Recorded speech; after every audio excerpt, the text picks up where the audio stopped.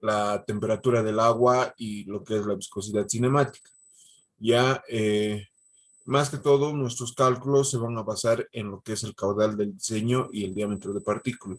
Ustedes ya han visto esto en operaciones unitarias 1, que consiste en transporte de fluidos a través de lechos. ¿No ve qué significancia tiene el tamaño de la partícula y todo eso? Ahora, eh, algo que podríamos ver de más o menos cómo se trata un desarenador. Tengo el siguiente documento donde se muestra muy bien lo que es la estructura que tiene, ¿no?, una planta en el área de pretratamiento. Ya, por ejemplo, esto es muy de acuerdo con lo que el ingeniero les llega a enseñar. Por ejemplo, no se puede acercar, pero aquí tengo yo una imagen donde ustedes pueden ver, un momento.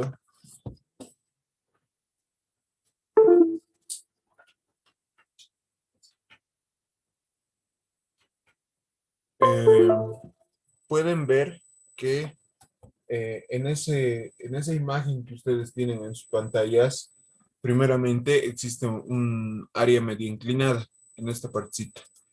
Eso hace mención o denota lo que nosotros hablábamos la anterior semana al realizar el diseño de las rejas, que las rejas eran inclinadas, que no eran mm, verticales, eran inclinadas con cierto grado de inclinación.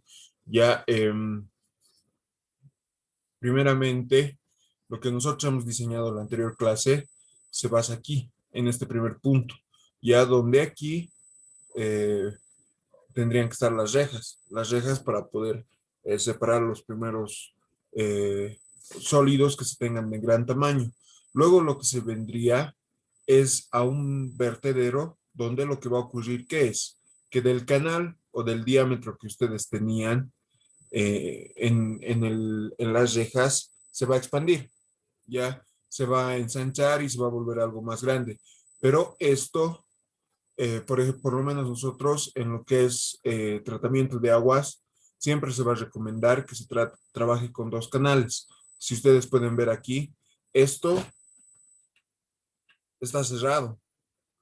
Esto está cerrado, está bloqueando el paso del fluido, mientras que por aquí va a poder correr lo que es mi fluido libremente y va a llegar a este punto y va a seguir su curso en la planta, ¿no? ¿Por qué hacemos esto? Para que, como esto es un desarenador, ya les había dicho que por el tema de la velocidad de sedimentación y la velocidad de flujo, aquí en la parte inferior se van informando costras de arena o cantidades de arena significativas, ya que si no las limpiamos, en algún punto van a ser arrastradas por el flujo y de nada va a servir mi pretratamiento. Ya, entonces, por eso es que trabajamos con dos canales. ¿Por qué? Porque un canal puede estar funcionando mientras el otro esté en mantenimiento, ¿no? Puedan estar aquí limpiando y todo eso. Y una vez que este ya llegue a su tope, vamos a abrir esta compuerta y este también ya va a empezar a funcionar y el otro se va a quedar en mantenimiento. Ya, y lo que se tiene en la parte final ya son reguladores de caudal que pueden ser un canal de partial o un vertedero supra. Y eso, básicamente lo que vamos a hacer hoy día es el diseño de todo esto. Ya, lo que más me interesa de mí de que vean aquí es la forma geométrica que llegue a tener su desarenador. Ya, mírenlo, cómo más o menos es, qué parámetros entonces tendríamos que calcular. Ya les había dicho que al hablar de diseño, normalmente siempre nos vamos a regir a las propiedades geométricas que llegue a tener un determinado equipo. Y luego ya, si corresponde, vamos a tener que diseñar o especificar las condiciones en las cuales deba trabajar en este equipo. Ya, primeramente, a nosotros siempre nos va a interesar en lo que es eh, las condiciones geométricas, ya es decir, largo, altura, ancho. Ya, habiendo dicho esto, volvemos al problema ¿Y qué es lo que tenemos? Para los siguientes datos, dimensionar el desarenador de flujo horizontal, caudal, densidad relativa y todo eso. Ya, primeramente, ¿qué es lo que debo hacer yo? Em, Tengo que hallar el largo de mi desarenador. Han visto que es como una canaleta por donde tiene que fluir el agua y la función de ese canal, como ya lo habíamos dicho, es que el canal sea tan largo, pero tan largo, que ese trayecto sirva para que las partículas sólidas, es decir, la arena, vaya cayendo por la gravedad, ¿ya? Y realizando lo que es un proceso de sedimentación en la parte fonda de nuestro canal. Ahora, todo esto lo vamos a regir según los tiempos, ¿ya? Por ejemplo, yo voy a decir el tiempo de sedimentación de una partícula de estas condiciones, con este diámetro, ¿qué tiempo es? Puede ser 10 segundos, 15 segundos, 20 segundos, algo así. Y el tiempo de flujo de un punto inicial del canal al punto final o al punto de salida, ¿cuánto es? Puede ser 50 segundos, 40 segundos, etcétera. Entonces, entre esos dos valores tiene que existir un equilibrio para que el tiempo de sedimentación sea más rápido que el tiempo de salida. ¿Por qué? Porque si el tiempo de sedimentación es mayor al tiempo de flujo o al tiempo de flujo horizontal o a la velocidad de flujo horizontal, no se va a sedimentar porque lo vamos a estar sacando antes de tiempo, por así decirlo. ¿Ya? Entonces, yo tengo que conocer primero la velocidad de sedimentación. ¿Cómo llego a conocer la velocidad de sedimentación? Ya, en este caso, nosotros vamos a trabajar según lo aprendido en operaciones unitarias 1. Recuerden que teníamos tres tipos de flujos. Em, Laminar, en transición y turbulento. Ya. Ahora, lo que el docente les sabe decir es que inicien por el laminar.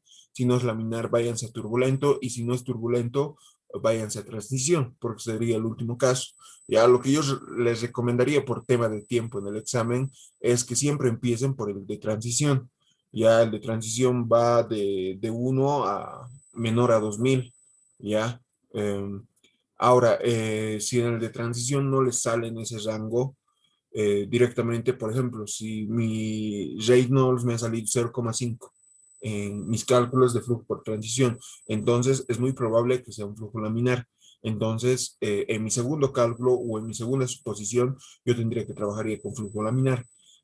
O el caso contrario en el que si yo calculo todo por transición y me sale que mi Reynolds es mayor a 2000, entonces sería más probable que sea turbulento. Ya, entonces de esa manera ustedes podrían ahorrar tiempo en lo que es el examen. Ahora, como les había dicho, yo siempre recomendaría que empiecen por lo que es el flujo en transición. Ya en el flujo en transición nosotros vamos a utilizar lo que son dos ecuaciones, pero tenemos que verificar ciertas cuestiones. Por ejemplo, en flujo en transición, el Reynolds tiene que ir de 1 hasta un número menor a 2000. Ya puede ser 1999, etcétera. Nosotros consideramos ese rango para poder considerar flujo en transición. Ahora, para el flujo de transición vamos a aplicar o considerar un coeficiente de resistencia de partícula. Ya el mismo tiene o se calcula de la diferente manera en función del número de Reynolds. Ya, eh, como pueden darse cuenta, para poder hallar todo esto necesito el número de Reynolds. Pero para poder calcular el número de Reynolds, ¿qué es lo que necesito? El Reynolds es igual a la densidad por el diámetro de la partícula por la velocidad. En este caso, ¿qué velocidad? La velocidad de sedimentación. Todo esto dividido entre lo que es la viscosidad dinámica. Ahora, como ustedes pueden ver o han aprendido, en el Reynolds podemos aplicar o bien densidad sobre viscosidad dinámica o bien viscosidad cinemática, ya que es lo mismo dependiendo a los datos que se les da. En este caso me están dando la viscosidad cinemática, entonces me conviene trabajar con eso, ¿ya? Ahora, si se dan cuenta, yo tengo el diámetro de partícula, tengo la viscosidad cinemática, pero no tengo la velocidad de sedimentación. Es el parámetro que yo quería hallar. Ahora, la velocidad de sedimentación se calcula mediante la siguiente fórmula.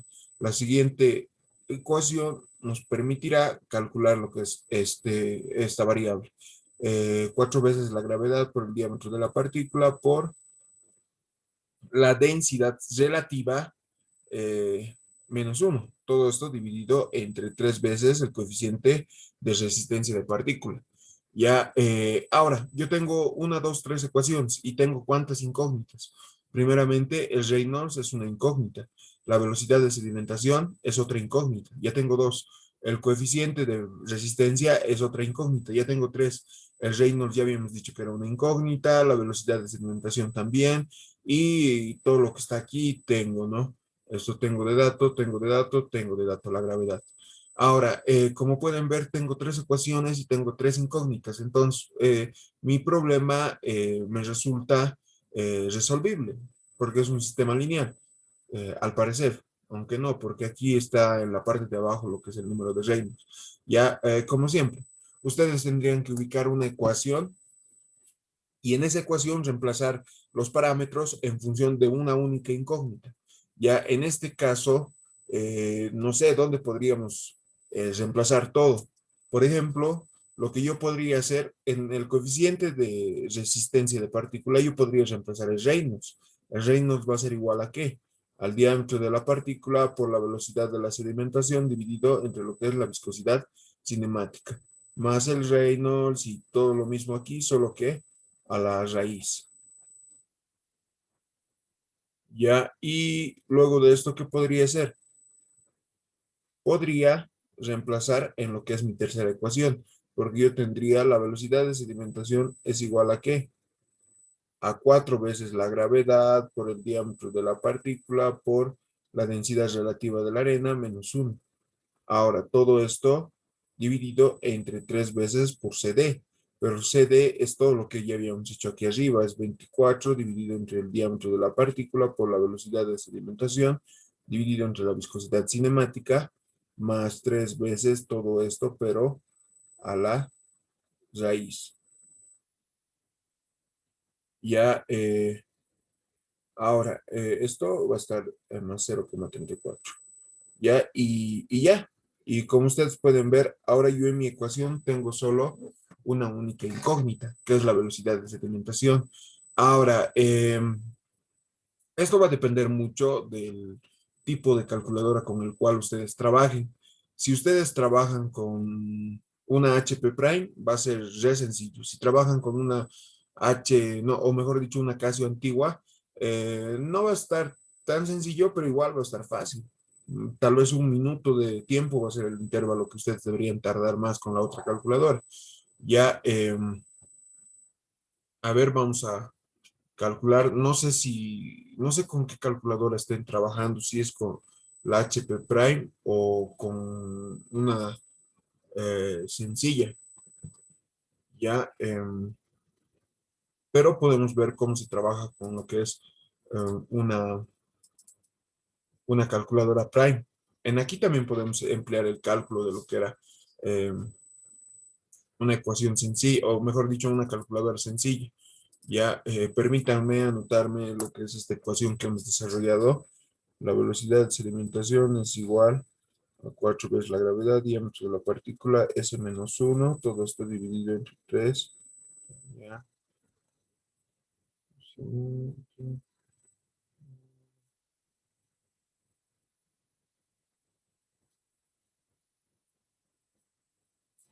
Ya. Y ahora sí, vamos a la calculadora. Para aquellas personas que no tengan, yo por lo menos si fuera ustedes, como es un semestre virtual, en mi celular mínimamente me instalaría esta calculadora para poder trabajar, ya que es muy útil en lo que nosotros hacemos en la carrera. Ya, primeramente, yo voy a explicar para el caso en el que no tengo la prime, ¿ya? Entonces, lo que hago es simplemente anotar la ecuación, ¿ya? Anoto la ecuación en función de los datos que tengo. Era 4 veces la gravedad, 4 por 9,81, por lo que es la densidad relativa, que era 2,65 menos 1, y todo esto dividido entre lo que es 3 veces el coeficiente de resistencia, pero el coeficiente de resistencia nosotros lo hemos puesto en función del Reynolds y el Reynolds lo hemos desglosado en su forma base. Ya, entonces aquí sería el diámetro de la partícula. ¿Cuánto era el diámetro de la partícula? Un momentito, era ya 3 ceros, 4 ceros, 25. Perfecto. 4 ceros, 25. Ya. El diámetro de la partícula por la velocidad de sedimentación. Ahora, en esta parte donde debo poner la velocidad de sedimentación no voy a anotar nada. Ya luego les explico por qué. Eh, Luego tendría que estar dividido entre la viscosidad cinemática. Ya la viscosidad cinemática es igual a 10, 10, 5 con 6 ceros. Ya, entonces esto anoto aquí. Mm,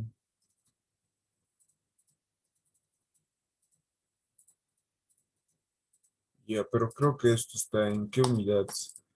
Esto ya, está en metros segundo, eso tienen que tener cuidado.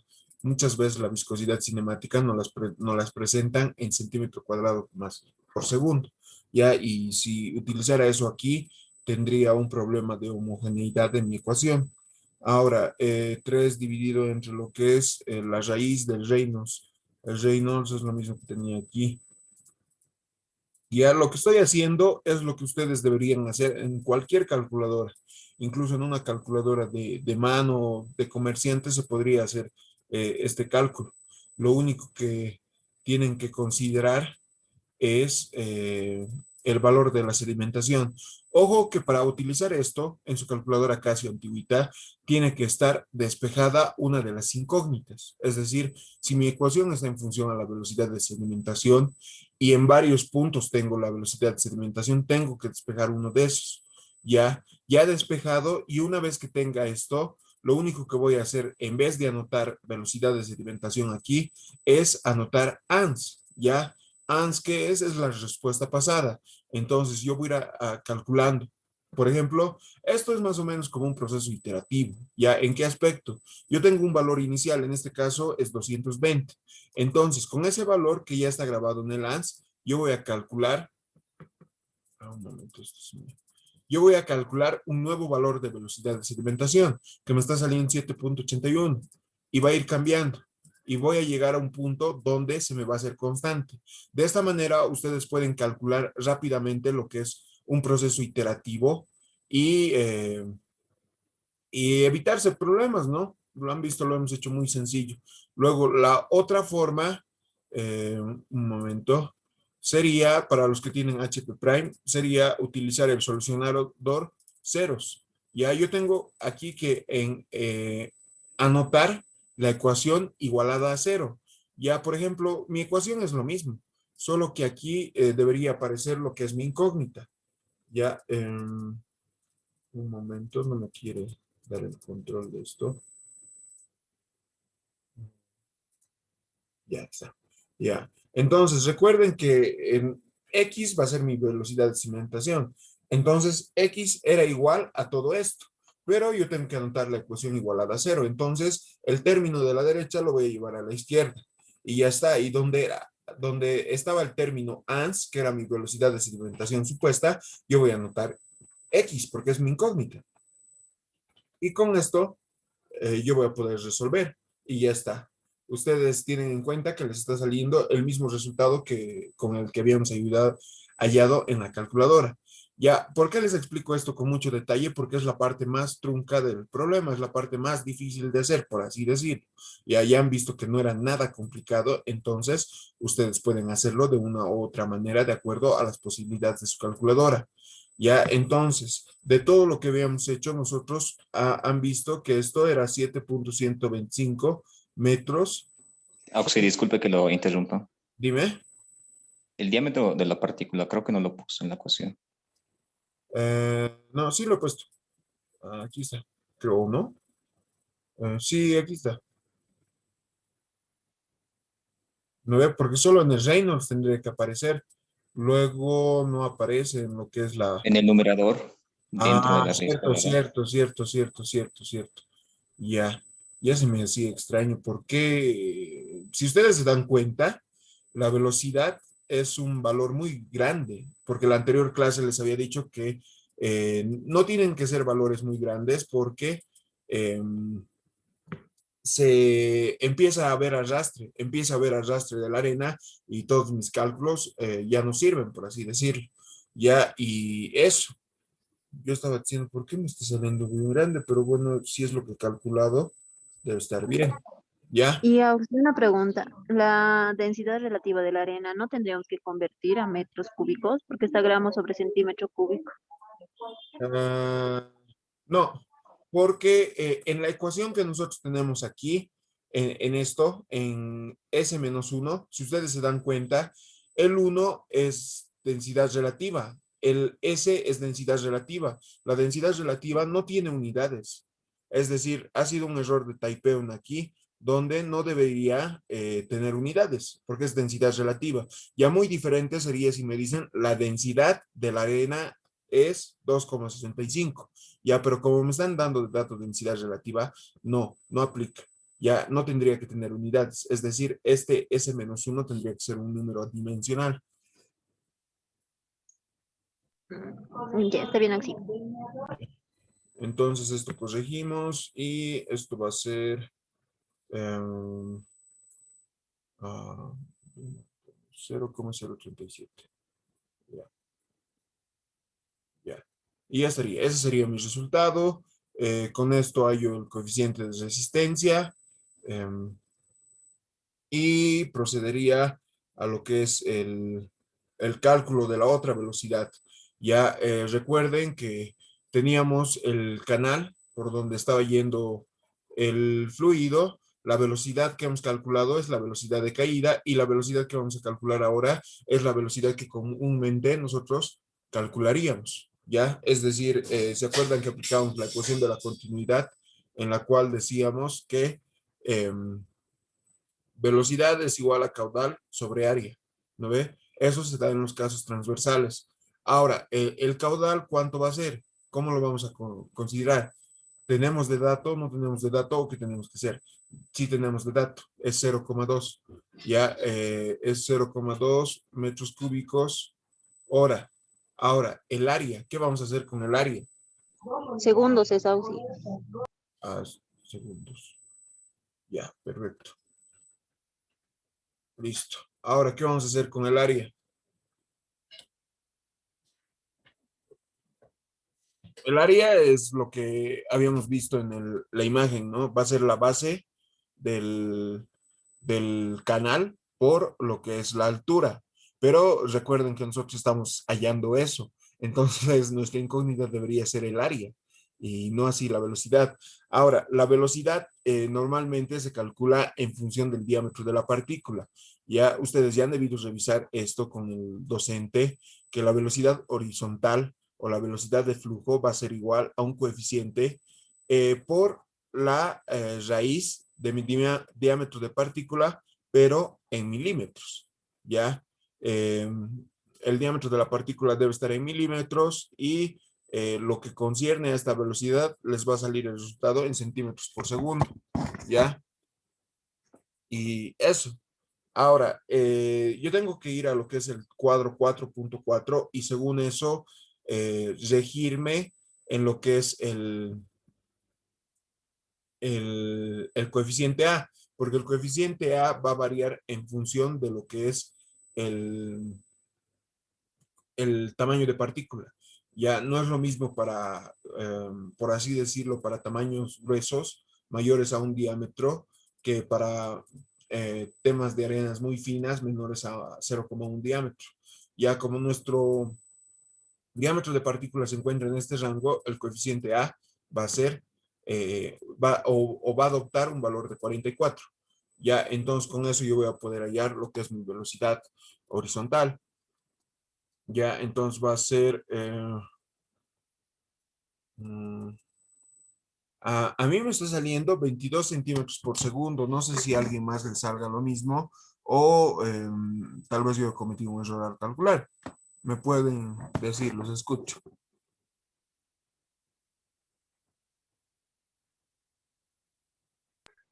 ¿Sí puedes repetir lo de A, por favor? Eh, A va a escogerse según el tamaño de partícula. Ya para partículas muy finas, es decir, con un diámetro menor a 0,1, A va a ser 51. Para partículas muy grandes, por así decirlo, con un diámetro mayor a 1 milímetro, A va a ser 36. Y para las partículas que se encuentren en el intervalo dado, A va a ser 44. Normalmente trabajamos con este intervalo.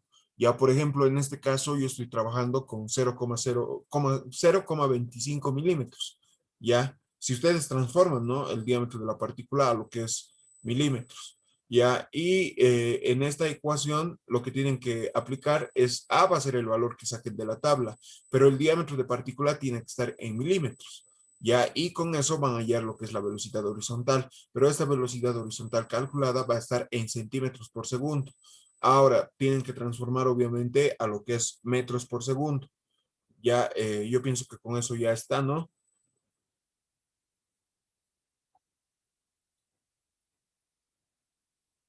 ¿O no?